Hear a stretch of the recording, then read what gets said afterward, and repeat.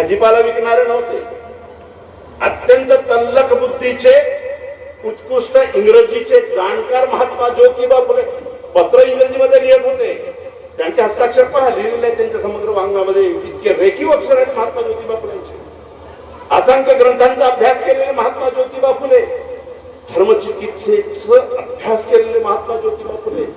महात्मा ज्योतिबा फुले कंपनीचे मालक, बांधकाम कंपनीचे मालक. ही कंपनी एवढी मोठी होती, ते सांभाळण्यासाठी, त्याचा हिशेब ठेवण्यासाठी महात्मा ज्योतिबा फुल्यांनी 2 चार्टर्ड अकाउंटंट सीए किरायाने ठेवलेले होते, वेतनावर ठेवलेले होते. म्हणजे महात्मा ज्योतिबा फुले लेचापेचा माणूस नव्हता. श्रीमंत होते, श्रीमंत झाले मेहनतीने, पण त्या श्रीमंतीचा माज कधी आणला नाही, त्या पैशाचा दुरुपयोग कधी केला नाही. कारण खडकवासला धरणाचं काम महात्मा ज्योतिबा फुल्यांना मिळालं होतं. मोठ्या तळ्याचं खडकवासला की कोणत्या धरणाचं काम मोठं महात्मा ज्योतिबा फुल्यांना. आमचे सन्माननीय मित्र राठोड सर झाले, रमेश राठोड सर ऍडव्होकेट, त्यांचं टाळ्या वाजवून स्वागत करा. माझे अत्यंत जिव्हाळ्याचे मित्र, मी त्यांना घेऊन येणार होतो, पण गडचांदूरवरून इकडनं आल्यामुळं त्यांना आणू शकलो नाही, क्षमा असावी सर. मित्रांनो, मोठ्या तलावाचं बांधकामाचं ठेक महात्मा ज्योतिबा फुल्यांनी घेतलं.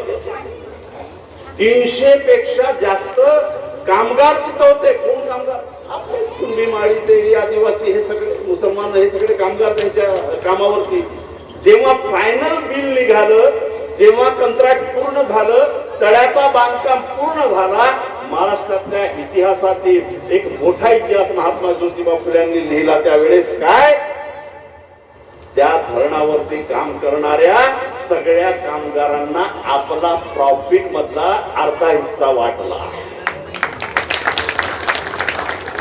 त्या कामगारांना महात्मा ज्योतिबा फुल्यांनी आपल्या नफ्यामधला अर्धा हिस्सा वाटला आणि सगळ्या कामगारांचा मोठा जुलूस, मिरवणूक आपल्या वाड्यापर्यंत आणली आणि जेवणावळी कामगारांना दिली. कामगारांना मान सन्मान देणारा, त्यांच्या कष्टाचं मूल्य जपणारा महामानव म्हणजे महात्मा ज्योतिबा फुले. जर कामगारांना एवढं प्रतिष्ठा महात्मा ज्योतिबा फुल्यांनी दिली नसती तर कामगार तो पैरकी ज्योती थी. आणि महात्मा ज्योतिबा फुल्यांनी पहिल्यांदा कामाचे तास निश्चित केले. ते अधिकृतपणे का असं नसेल, पण अनधिकृतपणे गरिबांच्या कष्टाला वेळेची मर्यादा टाकणारे महात्मा ज्योतिबा फुले त्यांच्या कामावर असलेल्या कामगारांना वेळेचं बंधन टाकून दिलं होतं की 6च्या आत कामं बंद झाली पाहिजे, रात्रोळा कामं करता कामा नये. इतर ठेकेदार त्याही वेळेत 12-12, 2-2 वाजेपर्यंत त्या लेबरांना राबवून घेत होते, पण पैसे तेवढंच देत होते. महात्मा ज्योतिबा फुलेंनी आदेश काढला की माझ्या कामावर असलेल्या सगळ्या कामगारांनी 6च्या आत कामं बंद करावी, त्यांचा पगार कट होणार नाही.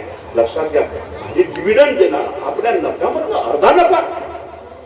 आजकालचे ठेकेदार अर्धा नफा देत नाही, पौवा देतात आणि म्हणतात की 3 घंटावर काम करतो. आमचे लेबरही तसेच घेतात तेवढेच पैसे, पण पौवा मिळाला की पुन्हा 3 कुदाडी जास्त मारतात, 2 JCBचे दंडे जास्त मारतात.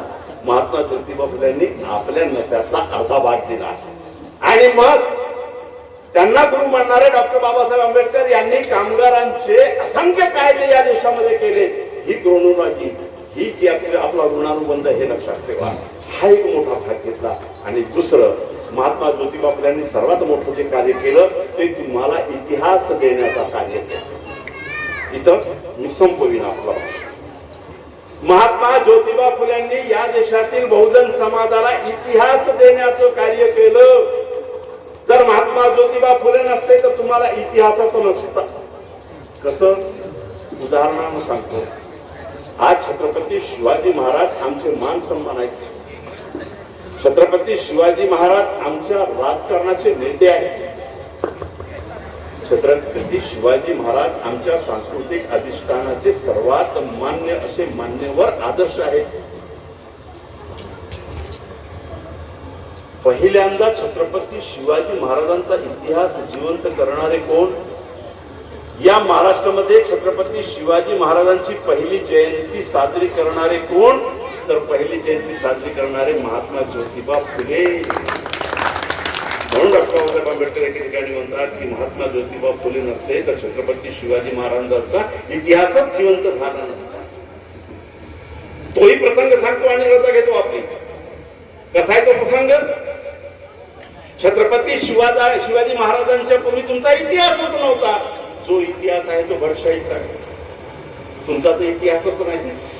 जो इतिहास आहे तो पेशवाईचा आहे, तुमचा इतिहासच नाही. बहुजनांचा राजा म्हणून कोणी अस्तित्वातच नाही. पूर्ण इतिहास मिटवून टाकला होता. एक ओळ सुद्धा तुमच्या बहुजनांचा राजा असू शकतो असं नव्हती. कशी? महात्मा ज्योतिबा फुलेंनी पहिल्यांदा छत्रपती शिवाजी महाराजांचा पोवाडा लिहिला.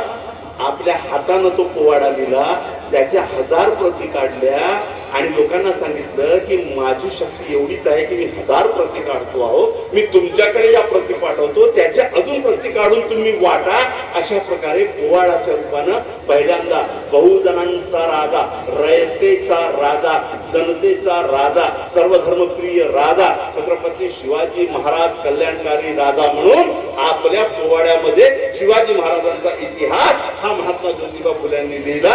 आणि आम्हाला कळलं की आमच्या कष्टकरी समाजातून एक राजा सुद्धा झालेला आहे. नाहीतर आमचा इतिहास अंधारात गेलेला होता. मग छत्रपती शिवाजी महाराजांची समाधी शोधून काढायची आणि कुणबी माणसाला सांगायचं, मराठी माणसाला सांगायचं, माळ्याला सांगायचं, तेल्याला सांगायचं, मुसलमानांना सांगायचो, आदिवासींना सांगायचो, 18 पगड जातींच्या आणि धर्माच्या माणसांना सांगायचो, अरे तुमच्या कष्टाचा या देशामध्ये एक मोठा राजा होऊन गेला, ज्याच्या स्वराज्याला प्राण द्यायला तुम्ही सगळे तयार होतात. मुसलमानही तयार होता, आदिवासी तयार होता, हिंदूही तयार होता, बंजाराही तयार होता. सर्व जात धर्माची माणसं स्वराज्याला प्राण द्यायला तयार होती. कारण तो राजा तुमच्या समाजातून जन्माला आलेला होता. मग त्याची समाधी मांडली की हा इतिहास जिवंत होईल. याच्यासाठी महात्मा ज्योतिबा फुले रायगडावर छत्रपती शिवरायांची समाधी शोधायला गेले. आज शिवाजी महाराजांचे पुतळे कुठं कुठं आहेत? असा एकही मोठा शहर नाही जिथं शिवाजी महाराजांचा पुतळा नसेल. एकही अशी मोठी गल्ली नाही, एकही असा मोठा चौक नाही जिथं शिवाजी महाराजांचा पुतळा नाही. अशी एकही गल्ली नाही आणि एकही गाव शहर नाही जिथं शिवाजी महाराजांचा पुतळा नसेल. सगळ्यांना आज माहिती आहे की छत्रपती शिवाजी महाराज, सगळ्यांना माहिती आहे. एवढा मोठा तुमचा राजा, ज्यांच्या नावानं विधानसभेवर भगवा फडकवण्याची गोष्ट बोलली जाते, ज्यांच्या नावानं दिल्लीपर्यंत सत्ता काबीज करण्याची गोष्ट आजही केली जाते, त्या नावाचा वापर सुद्धा हिंदू मुस्लिम दंगलीसाठी मोठ्या चपखलपणेची व्यवस्था करते. त्या छत्रपती शिवरायांची समाधी शोधायला जेव्हा महात्मा ज्योतिबा फुले गेले, त्यांना समाधीच मिळाली नाही. सोप्या भाषेत तुम्हाला कळावं म्हणून सांगतो, आता छत्रपती शिवाजी महाराजांच्या नावानं दंगली करणं खूप सोपं आहे. पण महात्मा ज्योतिबा फुलेंनी जेव्हा छत्रपती शिवरायांची समाधी शोधायला त्या रायगडाला पालथी घातलं, त्यांना समाधीच मिळाली नाही. कुणी पुसला होता इतिहास? कुणी शिवाजी महाराजांची समाधी पार नसताना नाबूद केली होती? अरे आश्चर्य,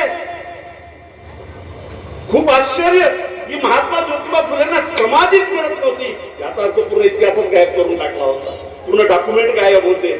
नाही तर दिसली असती ना पटकन, हे जागा, हा नकाशा, ही तर शिवाजी महाराजांची समाधी. पण महात्मा ज्योतिबा फुले यांना 3 दिवस शोधल्यानंतरही समाधी मिळाली नाही छत्रपती शिवाजी महाराजांची. किती दिवस? 3 दिवस. आणि तिसऱ्या दिवशी थकले भागलेले महात्मा ज्योतिबा फुले गुडघ्यात मान टाकून बसले आणि हात उंचावून म्हणाले की हे निर्मिका, अरे एवढा मोठा आमच्या कुंड्याचा, 18 पगड जातींचा, सर्व धर्मप्रिय असलेला राजा या राज्यामध्ये जन्माला येतो, या महाराष्ट्राच्या भूमीवर कर्तबगार म्हणून स्वराज्याची स्थापना करतो, त्याची समाधी सुद्धा अस्तित्वात नसावी. निर्मिका मला मदत कर, अशी मनाला त्या ईश्वराला हात घालत असताना मान वरती केल्यानंतर त्यांना दिसलं की दूरवर एक उंचवटा आहे. महात्मा ज्योतिबा फुलेंनी नजर चोहीकडे फिरवली आणि मग मनाचा निश्चय केला की चोहीकडे समान आणि थोडी उंच असलेली जागा दिसते, पण हा उंचवटा खूप जास्त दिसतो. असो नसो, हीच माझ्या शिवरायांची समाधी. आणि खरंच त्या उंचवट्याजवळ गेले. 3 दिवसानंतर त्या उंच चव्हाट्याला कनेरीची झाडं झुडपं जंगली वेल यांनी वेढून टाकलेलं होतं. महात्मा ज्योतिबा फुलेंनी ती सगळी वेली कनेरीची झाडं तोडून काढली आणि काय पाहतात मग छत्रपती शिवाजी महाराजांची समाधी त्यांना दिसली. कशी होती ती अवस्था त्या समाधीची? छत्रपती शिवरायांनी ज्यांनी एवढं मोठं साम्राज्य गाजवलं त्यांची समाधी कशी होती? महात्मा ज्योतिबा फुले स्वतःच्या हस्ताक्षरात लिहिला, भग्न झालेली खंड खंड झालेली चोहीकडनं ढासळलेली समाधी पाहून मी कसा रडलो. अरे मित्रांनो, हे सगळं लक्षात घेतलं पाहिजे की महात्मा ज्योतिबा फुलेंनी काय केलं आणि केवढा मोठा इतिहास दिला. जेव्हा ती समाधी अस्तित्वात गेली तेव्हा राजकारणात असलेले सरदार नव्हते का? जेव्हा महात्मा ज्योतिबा फुले म्हणतात की छत्रपती शिवाजी महाराजांची समाधी खंड खंड झाली होती मला 3 दिवस लागले, तेव्हा छत्रपती शिवाजी महाराजांच्या नावानं धार्मिक द्वेष पेलणारे आणि सत्ता गाजवणारे लोकांचे वंशज जिवंत नव्हते का? मग तुम्ही जर तेव्हा जिवंत होता तर छत्रपती शिवाजी महाराजांची समाधी अशी नस्तनाबूत झाली कशी? आणि ते जिवंत करायला कोणाला यावं लागलं? एका माळ्याच्या पोराला यावं लागलं, ज्याला शिक्षणासाठी 4थी मधनं वर्ग सोडावा लागला कारण ते याला जातीला शिकता येत नाही म्हणून. ते महात्मा ज्योतिबा फुले आपल्या ब्राह्मण मित्राच्या वरातीमध्ये गेले तर हात कळल्या गेले. तू शूद्रायस, तू वरातीमध्ये येऊ शकत नाही, तू आपण अपवित्र करशील म्हणून. अरे त्या शूद्राच्या पोरानं एका माड्याच्या पोरानं छत्रपती शिवाजी महाराजांची समाधी शोधावी आणि तो इतिहास जिवंत करावा आणि सर्व धर्मप्रिय शिवाजी महाराज तुमच्यापर्यंत आणून ठेवावा आणि तो तुम्ही जपू नये. तुमचा हा छत्रपती शिवाजी महाराज जो महात्मा ज्योतिबा फुलेंनी तुमच्यापर्यंत आणला तो कोणी हिसकावला?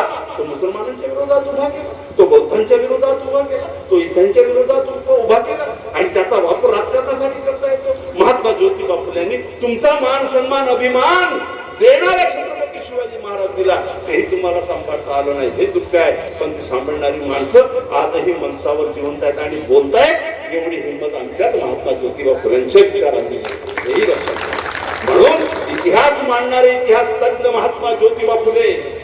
अरे छत्रपती शिवाजी महाराज आज डिजिटल फोटो बरेच काढता येतात, ठीक आहे. शिवाजी महाराजांचा पुतळाही दिसतो, तिथे शिवाजी महाराज आपल्याला दिसतात. आता डिजिटल मध्ये जर मी गोळा केले सर राठोड सर तर जवळपास 30 फोटो माझ्याकडे छत्रपती शिवाजी महाराजांचे. एकही फोटो दुसऱ्याशी भेटत नाही, एकही फोटो दुसऱ्याशी भेटत नाही. डिजिटली सगळे आपापल्या पद्धतीनं शिवाजी महाराजांचं चित्र रंगवलेले.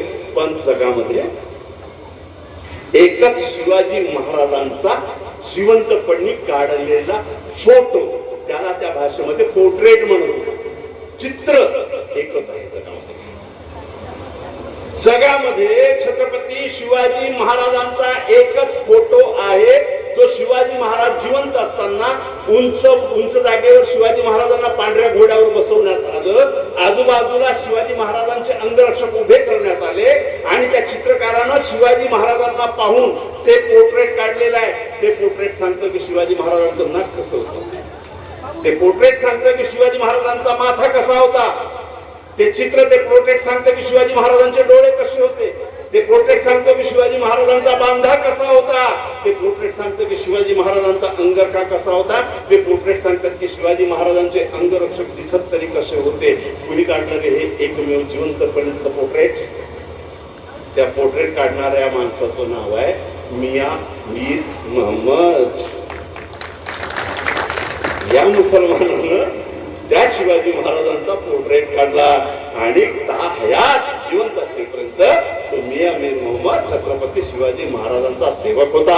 आणि ज्यावेळेस पहिल्या स्वराज्याची घटना निर्माण झाली, पहिला स्वराज्य स्थापनेची घोषणा झाली, आदिलशाही, कुतुबशाही, निजामशाही, बिदरशाही एवढ्या शायांमध्ये शिवाजी महाराजांनी हिंदू राज्य स्थापिलं नाही.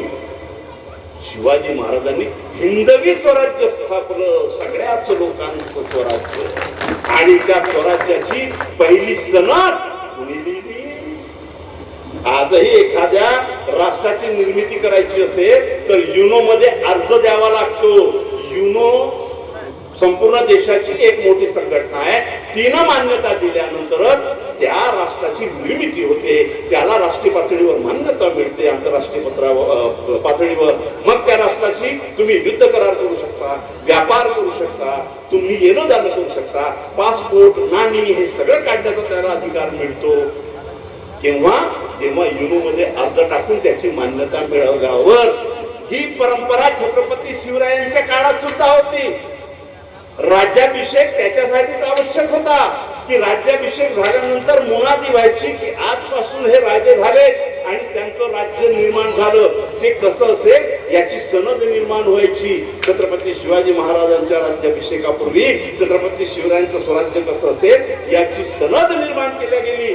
मराठी तर चालत नव्हती, संस्कृती मूठभर लोकांना सोडून कुणाला येत नव्हती, इंग्रजी तर नव्हती.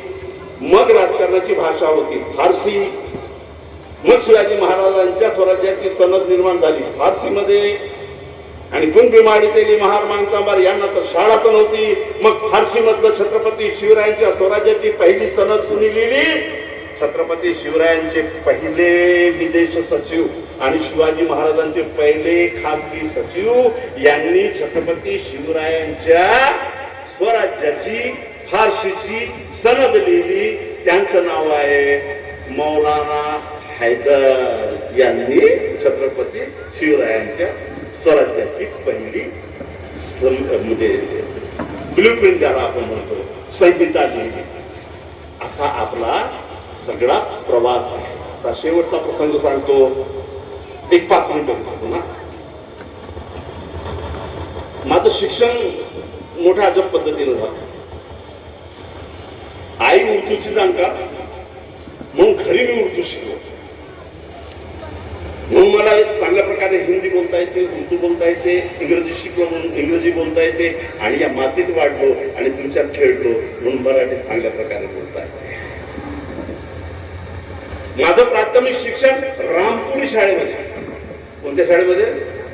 रामपुरी, रामाच्या नावानं असलेल्या शाळेमध्ये माझं प्राथमिक शिक्षण. ग्रॅज्युएशन शिवाजी कॉलेजमध्ये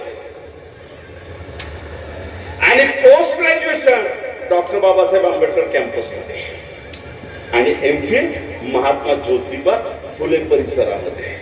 म्हणजे मी केवळ खतरनाक निर्माण झालो असेल हे लक्षात घ्या. मला रामपूर शाळाही माहिती आहे, मला शिवाजी महाविद्यालय माहिती आहे, मला डॉक्टर बाबासाहेब आंबेडकर परिसरही माहिती आहे. आणि अंतिम शिक्षण महात्मा ज्योतिबा फुले कॅम्पस मध्ये झाल्यामुळे माझं रसायन केवढी खतरनाक असेल तुम्ही लक्षात घ्या. ते खतरनाक नाही. हे जेवढी नावं मी घेतली, छत्रपती शिवाजी महाराज, महात्मा ज्योतिबा फुले, डॉक्टर बाबासाहेब आंबेडकर, छत्रपती शाहू महाराज ही माणसं आणि कार्यकर्ता घडवणारी विद्यापीठ आहेत. ही आम्ही सांभाळली पाहिजेत. हे आम्हाला घडविणारी विद्यापीठ आहेत. रामपूर शाळेमध्ये शिकत असताना, त्याच्यानंतर शिवाजी विद्यालयात गेल्यानंतर 10व्या वर्गापर्यंत आमच्याकडे गॅदरिंग व्हायची. आता तुमच्याकडे होते, फार कमी झाले ते प्रमाण. पण आमच्याकडे सांस्कृतिक नाटकं खूप बसायचे. थाईत नावाचे गुरुजी होते माझे, आता नाही थाई आपली. कलावंत माणूस आणि विद्यार्थ्यांना घेऊन नाटकाकडे खूप सुंदर बसवायचे. गमतीचा भाग बघा, त्यावेळेस एक पाठ होता आमच्या इतिहासाच्या याच्यामध्ये आणि त्या पाठाचं नाव होतं अफजल खानाचा वध. भारती जी, उस समय में मैं जब 7वीं 8वीं में था तो एक अभ्यासक्रम में इतिहास का पाठ था, नाम था अफजल खान का वध. आणि धाईत गुरुजी हे 30 मिनिटाचं 35 मिनिटाचं नाटक दरवर्षी बसवायचे. आणि 2 वर्षापर्यंत सतत माझ्याकडे एक रोल होता. कोणता? असं अफजल खानाचा वध या नाटकामध्ये माझ्याकडे एक रोल होता. कोणता? असं अफजल खान. मी शेवटच्या वर्षी म्हणालो धायसर मला शिवाजी महाराजांचा रोल द्या ना. तर धायसर म्हणाले तुझ्यापेक्षा उंच असलेला शिवाजी कुठून आणू? सॉरी, तुझ्यापेक्षा उंच असलेला अफजल खान कुठून आणू? कारण तू एवढा धिप्पाड आहे, चांगला आहे, तर अफजल खान तू शोधतो. अरे तुला तर शिवाजी महाराज केलं, तुझ्यापेक्षा उंच अफजल खान कुठून आणू? म्हणून तू कायम कोणता रोल कर? अफजल खानाचा रोल कर. हा गमतीचा भाग नाही, गमतीचा भाग पुढे आहे. या देशामध्ये महात्मा ज्योतिबा फुल्यांनी जो इतिहास जिवंत केला तो सर्वधर्म समभावाचा आहे. राष्ट्राची कल्पना पहिल्यांदा कशी मांडली महात्मा ज्योतिबा फुल्यांनी हे तुम्हाला आधी सांगितलं. अरे राष्ट्र म्हणजे कुटुंब असताना ते कुटुंब कसं असावं याची मांडणी करताना महात्मा ज्योतिबा फुले म्हणतात की राष्ट्र हे कुटुंब आहे आणि कुटुंब कसं असावं, सासरा हिंदू असावा, तर सासऱ्याचा संबंधी जो असेल तो मुसलमान असावा, त्याची सून ईसाई असती तर त्याचा नवरा शीख असावा, ईसाई मुलगी असती तर हिंदू म्हणून त्याच्या पोरानं धर्म घ्यावा, त्याच्या बहिणीनं तिला वाटत असेल तर शीख धर्म घ्यावा, आपापला धर्म जपावा, पण एका कुटुंबात सख्खे रक्तबंधनातील नातेवाईक म्हणून राहावे. असला कुटुंब म्हणजे राष्ट्र. ही एवढी मोठी मांडणी महात्मा ज्योतिबा फुल्यांनी केली, एवढी मोठी मांडणी महात्मा ज्योतिबा फुल्यांनी केली. पण हे सगळं तोडण्यासाठी मुद्दाम म्हणून आम्हाला एकच छत्रपती शिवाजी महाराज म्हटलं की एकच शिकवतात. कोणतं? अफजल खान. आणि अफजल खान म्हणजे कोण? जावेद पाशा. अफजल खान म्हणजे कोण? रहीम भाई. अफजल खान म्हणजे कोण? जलील शेख. असली ही विकृत माणसं मांडतात. मग आमच्या वेळेस ते शिकवायचे कसे? मग शिवाजीला बोलविला त्या धिप्पाड अफजल खानानं. शिवाजी आले भेटीला अफजल खानाच्या देवी मिठी कडकडून. दाब साधला अफजल खानानं बघले तर दाबला शिवाजी महाराजाला. काडीला बिस्वा मारीला पाठीवर खनन खन. चिलकत होते घातले म्हणून वाचले आमचे शिवबा. काढिले वाघनख्या टाकिले पोटात आणि ठणाठण बोंबले खान. कोतळा काढला बाहेर असे मारले त्या अफजल खानाला. जीर जीर जीर. ते नाटक संपायचं. सहर कसं पेरायचं ते बहुजनाला कळत नाही, कळू नये. ज्यांना कळत सहर कसं पेरायचं ते असे पेरतात. हा इतिहास एवढा संपत नाही.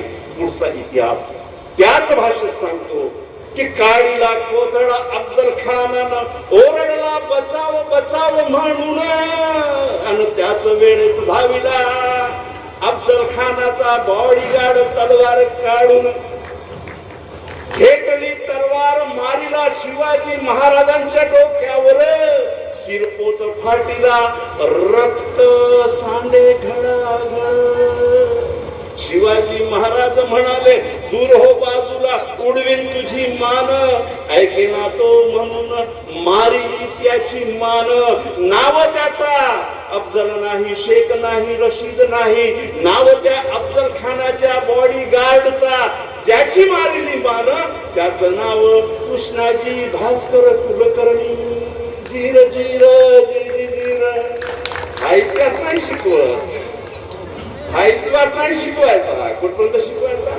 फक्त अफजल खानाचा पोट काढलं एवढं शिकवायचं. पण अफजल खानाचा बॉडीगार्ड हा कृष्णाजी भास्कर कुलकर्णी नावाचा ब्राह्मण होता. त्यानं तलवार काढून शिवाजी महाराजांच्या डोक्यावर मारली. आयुष्यात एकच तलवार माझ्या शिवाच्या डोक्यावर पडली. घडाघडा रक्त सांडलं आणि शिवाजी महाराजांनी त्या अफजल खानाचा बॉडीगार्ड भास्कर कुलकर्णी याचं डोकं मारलं. हा खरा इतिहास जर शिकवला गेला तर हिंदू आणि मुसलमान दंगलीच होणार नाही. पण कृष्णाजी भास्कर कुलकर्णीला लपवून टाकलं आणि अफजल खानाला मारलं एवढं सांगितलं. आणि अफजल खानाचे प्रतिनिधी म्हणून या भारताचे मुसलमान, तुमच्या आजूबाजूला राहणारा मुसलमान, एवढं विष जरी तुमच्या डोक्यात टाकलं तर बहुजनाचा पोरगा बंद होणाऱ्या शाळा पाहत नाही, बहुजनांचा पोरगा त्याच्या गेलेल्या नोकऱ्या पाहत नाही, बहुजनांचा पोरगा त्याच्या बर्बादीची लक्षणं शोधत नाही. फक्त जय भवानी जय शिवाजी म्हणून मुसलमानांच्या अंगावर कसं जायचं एवढाच राजकीय वापराचं साधन बनतो. ते वाचवण्यासाठीच महात्मा ज्योतिबा फुल्यांनी खरा शिवाजी मांडला.